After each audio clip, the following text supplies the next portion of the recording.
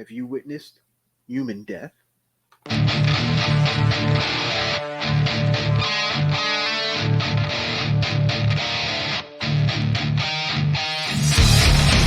What's up, fiends? Lucard here. Today we are going to discuss the 2018 Japanese horror film Occult Bolshevism from Bayview Entertainment, who I'd like to thank for sending me a copy to watch and review for you guys. Please check them out in the description box below. They're a fantastic company. They have all kinds of movies to watch, not just horror. So go ahead and check those guys out. Occult Bolshevism is written and directed by Hiroshi Takahashi and stars Hanai Khan and Yuki Tomoyama. So we start off with what looks like a small meeting in a factory, but it's really like a group who has all witnessed quote unquote human death. We literally meet every character from the jump. Like right now, we meet everybody that's in this movie. We have Yukio, who we learned disappeared for 3 months when she was 8 years old, and she has no memory of it. We meet her fiance Ando, who seems closed off, and he's kind of he's kind of like the young hip guy, right? We have Miyagi, who's a psychic medium. We have Mr. Mita, who's an old prison guard. We have Nagao, who's kind of like this grandmotherly looking lady. We have Katsuoka, who is the sound engineer. She's recording everything, and Professor Asano, who's the leader of the group. So at first, the group starts taking turns narrating their stories of communicating with the dead and supernatural occurrences that they've experienced. Mr. Mita tells a story about a prisoner that was executed. Eventually, Ando kind of steps up and says that it seems that humans are what's evil. And this really ticks off the medium. She doesn't like that at all. And so she actually gets up and she smacks him with a stick. And she demands that all religious items be barred from the experiment. So this is some kind of weird experiment that these guys are doing. It's not, everything's real shrouded in mystery. Like, why are these guys here? That kind of thing.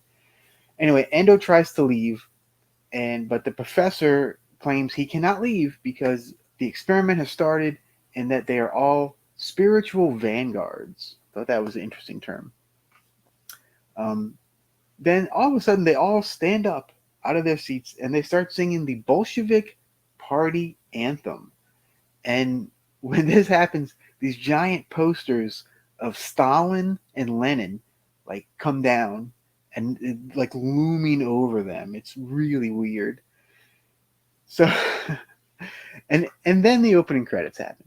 Yeah, so all this happens before the opening credits. I thought that was kind of funny. So now we cut to Nagao, who's like the grandmotherly lady, and she tells a story about a dream she had about a scary lady with bare feet and in an abandoned house. And the medium and the professor start laughing maniacally, ha ha ha! It's real weird and out of place, and I don't know, but there's real weird vibes going on here the whole time. And we also learn that the professor is now trying to find a conduit to the other side. So that's what we think is happening with all these people. He's trying to find who can communicate with the other side. All right, so now we cut to Yukiko, and she tells her tale of a doll that looks like her mother.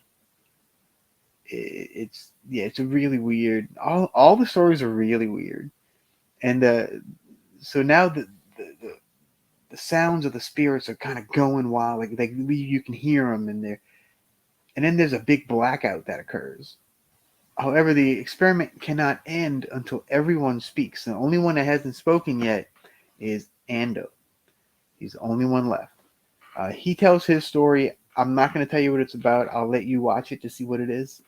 But some more things happen, including a huge reference to Stalin's Great Terror. And I don't want to give away anything else. I know I'm being vague, and I kind kind of can't help it. It would just give way too much away from this movie. So this is a really interesting J horror that takes a slightly different approach to things. It kind of plays out more like a stage play, with everybody sitting and telling their stories into this microphone. Everything does ramp up at the end though, so it's not all talking the whole time. It does ramp up, and it can be a little slow at times, but the stories are engaging enough to keep your attention. I didn't quite get the Bolshevik thing until the end. I'll leave it at that. Overall, I'll give Occult Bolshevism a 2.75 out of 5 bats. It's an interesting take on like the ghosty J horror film, with there's a couple of creepy scenes up in there. And the addition of Stalin and Lenin like looming over in the background makes it even more unnerving. Um, so yeah, check it out if you get a chance. It's so thanks again to Bayview Entertainment. Until next time, remember, stay spooky. Peace.